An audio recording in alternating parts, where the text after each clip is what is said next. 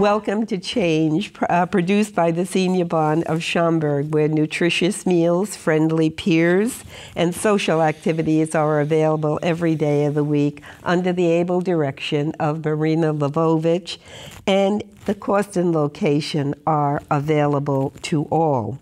And we seniors meet monthly in a panel to discuss events that have occurred in the past, near past, present, and with a look to the future.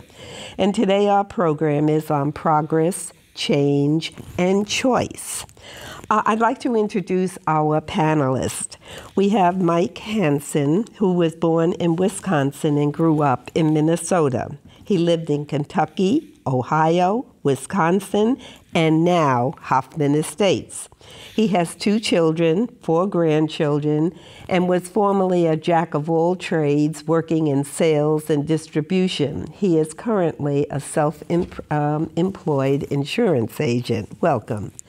We have Jerry Weisberg. He was born in Chicago, a real native, and has lived in Hoffman Estates for over 40 years. He has 3 children and 1 grandson. He was formerly an internal consultant for Standard brands, such as Planters Peanuts, Maxwell House Coffee, Babe Ruth, etc. Will McKinley was born in Pennsylvania. McKinney was born in Pennsylvania, but has lived in Virginia, Missouri, Kentucky, before settling in Illinois. He has 5 children, 7 grandchildren, 6 great-grandchildren, with 1 in the oven, I hear. Correct. He was in sales and services, but at present he is an independent insurance broker also. I believe you 2 work together? Yes. Yes, okay. And I am Laurie Candle. I was born in Brooklyn, New York, and I've lived in Illinois now for about 48 years in the area. I have 2 children, 2 grandchildren, 5 grand dogs and 1 grand horse. So I'm working on it. Okay, today, as I said, we are talking about progress, change, and choice, and they go hand in hand. As time marches forward, inventions, discoveries, growth, and adventures all add spice to the things that surround us. Times change, we change, and society changes, sometimes slowly, sometimes quickly. Nothing is static in the world or in our lives. Nature moves forward, showing forth its beauty in the change of seasons. Geology mesmerizes those who visit our natural wonders, even on return visits. There are constant discoveries being made in our celestial sphere. Climate also is in frequent motion, showing its beauty of calm and strength of storms. If we look into a mirror, if we dare, we can observe the changes that have taken place in our own physical being. But not only physically do we change, our interests, our outlook, our knowledge, friends, jobs, and so forth change also. Change is the name of the game. Choice is our vehicle of joy as we travel life's road. Today we're going to look at how your choices have changed throughout the years you have inhabited this world known as the Earth.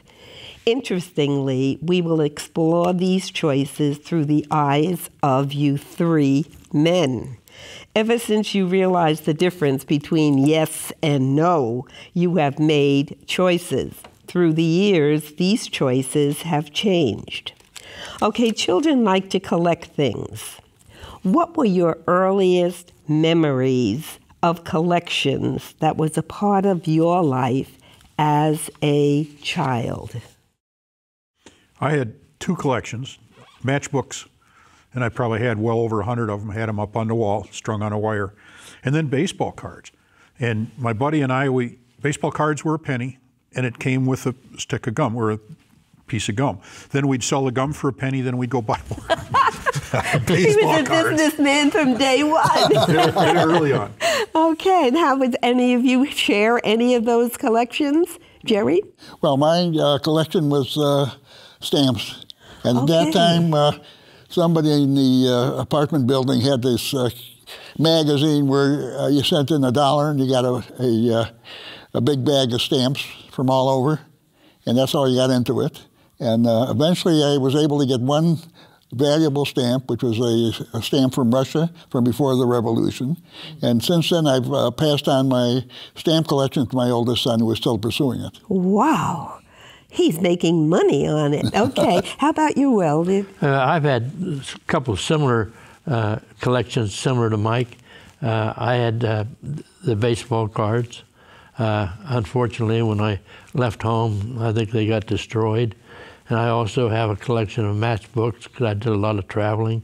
I have them stored in a sealed jar so the mice can't get to them. Yeah, that I was thinking of you having it hanging on the wall. That was on the wall. And I had a collection of rings.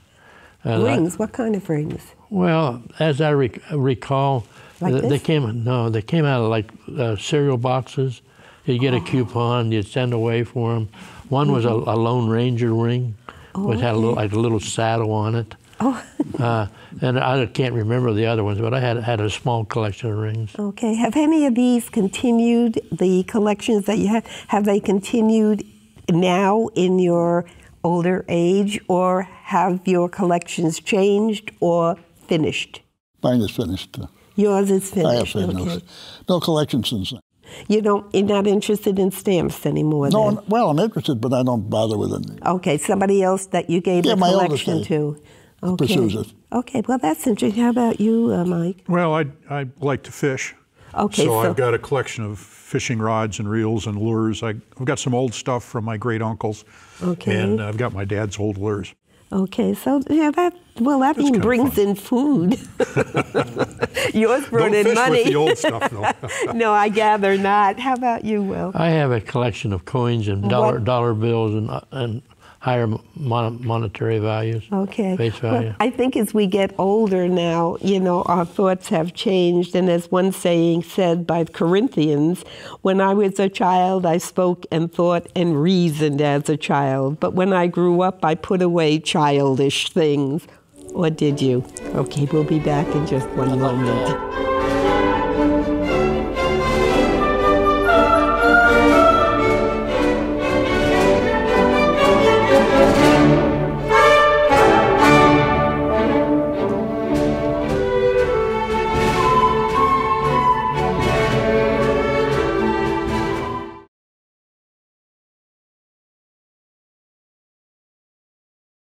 Another segment of your life that's changed is the area of sports and games. What games or sports filled your free time as a child? Will?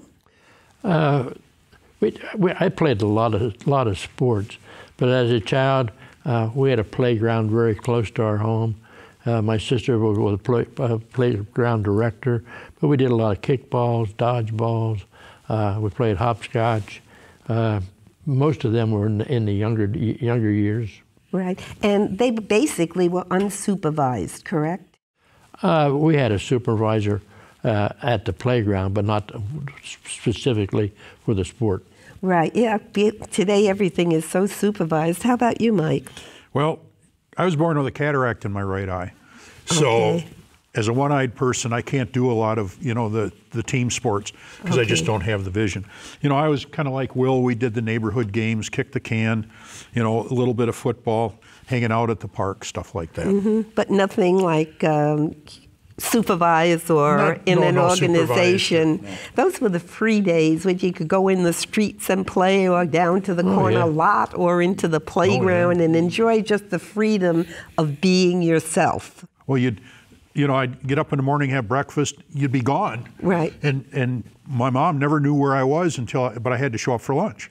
Exactly. That's the way it was back then. Right. And you didn't have a list of rules that you had to follow. It was just your interest or what the group wanted to do. How about you, Jerry? Well, our game was softball. Chicago softball is not 12-inch with gloves, 16-inch softball. We used to play it in the street because there was so little traffic. Correct. And then continued playing it. Later on in high school, we had, in effect, a semi-pro team. We used to go on the Sundays to Douglas Park in the West Side, and we'd play other teams. Everybody would put up $1 or $2. The winning team would take the pot, and we'd split it up. How interesting. Gambling, even as a youth. He lost his amateur status. Right. Me and Jim Thorpe. Did it, and your sports as a child, did it influence your future interests as an adult? Well, since I didn't do the organized sports, I really had no interest in them as an adult, at least until the Bears went to the Super Bowl, and you could not be a fan. Right. Was that the refrigerator type time? Refrigerator period, yep. Right. Yep. So I did participant stuff, right? Individual sports. Right. Okay. How about you, Will? As a child, yes, they have influenced my life, my whole life. Like Thanksgiving Day and New Year's Day, just plop me down in front of a TV and I'm watching football the whole day long. With a can of beer in your hand. Right. Well, not necessarily. I quit drinking years ago. Yeah. So football's still my favorite sport. Okay. And how about you? Well, I used to enjoy softball until it kind of died out, and all they had was a 12-inch girls' league. So I started following Major League Baseball, and I was fortunate. Our office for Standard Brands was a block east of Wrigley Field. Oh, okay. So there were days when they were playing, we worked from 6 to noon or 1 o'clock, because we could never get out, at regular time. So I would just leave early and go to the ball game. Right. Well, you had the windows open, so you used to hear the cheers. Right. My high school was not too far from Ebbets Field. Oh, okay. And when they had the World Series or playing, we had the windows open, no air conditioning, and, we'd all wonder what is going on. Okay. Knowing your grandchildren and that, how is it different today, their sports, than when you were younger? My grandchildren are in the supervised sports. You talk about the 12-inch. My granddaughter did that all the way through. Right. Well, she's 21 now, so she can't anymore. The grandsons, right now they're big in hockey. Yeah, okay. The older one is a defenseman and the younger one is a goalie. Who would want to stand in front of a cage and have people throw pucks at you? Yeah, it's a little bit different. He loves it. Yeah, well, this is it. It says, Haywood Brown stated, sports do not build character, they reveal it. Okay, now it's been said that there are 3 things that men like to talk about: women, sports, and cars. And you'll pardon me if we eliminate the first. I'm sure you have a lot to say about women. But we're going to talk about cars. My first car was a white Ford Mustang 66, fastback with bucket seats, tape deck, double carburetor. It was 3 years old when I got it, and it definitely attracted not only gentlemen, but police. Okay, did your dream car become your first car? No. My dream car, prior to driving, my dream car was a Crosby. That's what, it was a very small car at the time. I loved the little car, but I never had one. Yeah, I remember them. They were manufactured by Crosby Refrigerator Company in Cincinnati, really? Ohio. I never knew that. That's who made them, yes. Huh. Did you have one? No. What was your dream car? Did you have it first? Or? My dream car was a Mercedes-Benz 240 SL sports car. I actually test drove one. That was my dream. I never had one. Okay. My first car was a Volvo 122S, a little 4-door sedan. Okay. I wanted a 4-speed. Right, okay. Well, I'll tell you, the car that I still would love to have again was a 1976 Cutlass Supreme Coupe. This is a car that I hauled the kids to college in Carbondale for many years. You owned it? Oh, yes. Oh, okay. I love that car, and I still say it's the most beautiful car made in America ever. Okay, you Cutlass don't drive Supreme. it now? It's long gone. Oh. This is what... Probably in somebody's restoring garage. No.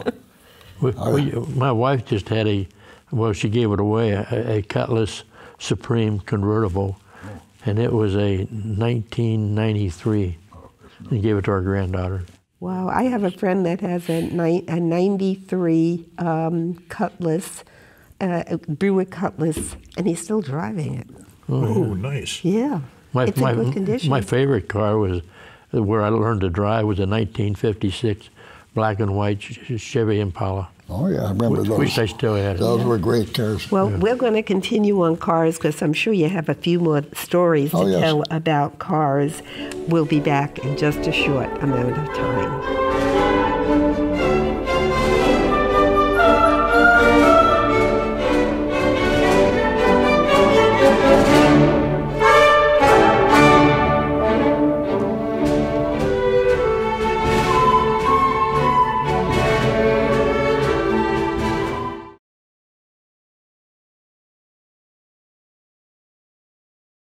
Do you have any interesting stories about the cars that you drove?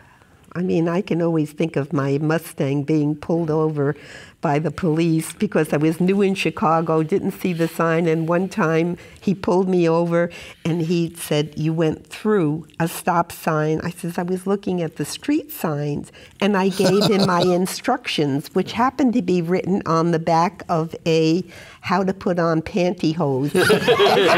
When I handed it to him, he looked at me. I says, "Turn it over."